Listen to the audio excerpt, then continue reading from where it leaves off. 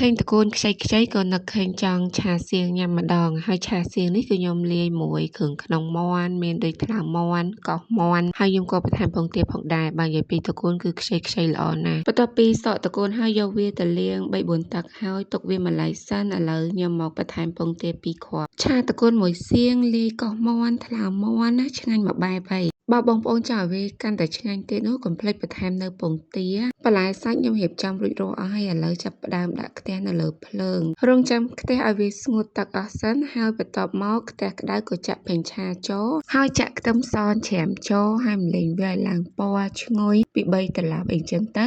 បាទខ្ញុំចាក់សាច់ចូលតាមក្រួយឃើញសាច់សពីរដុំនៅក្នុងខ្ទះហ្នឹងអាហ្នឹងគឺខ្លាញ់មាន់បងប្អូនខ្ញុំបោះវាម្លឹងមួយខ្ទឹមសទៅហើយបន្ទាប់មកខ្ញុំចាក់នៅគ្រឿងក្នុងមាន់ចូលគ្រឿងក្នុងមាន់ហ្នឹងគឺមានដូចជាកោសមាន់ហើយនិងថ្លើមមាន់ឆាវាឲ្យឆ្អិនហើយខ្ញុំក៏ចាក់សៀងចូលប៉ុន្តែត្រង់សៀងហ្នឹងខ្ញុំអត់បានបង្ហាញជូនបងប្អូនណាបន្ទាប់ពីចាក់សៀងចូលហើយខ្ញុំក៏បន្ថែមនៅគ្រឿងទេសពីលើមានដូចជាប្រេងខ្យងម្សៅស៊ុបស្ករសប៊ីចេងម្រេចឆាគ្រឿងហ្នឹងឲ្យវាចូលជាតិគ្នាល្អហើយបន្ទាប់មកខ្ញុំក៏ចាក់ពងទាក្លុកចូលហើយឆាវាឲ្យចូលគ្នាអញ្ចឹងមកបន្ទាប់មកក៏ចាក់តកួនដែលខ្ញុំបានសកនឹងចូលទៅតកួនមើលទៅឃើញច្រើនអញ្ចឹងឯងតែដល់ពេលវាសពប់ទៅគឺមិនតិចដែរទេឆាសៀងមួយគ្រឿងក្នុងមាន់បានតែតកួនខ្ចីឯង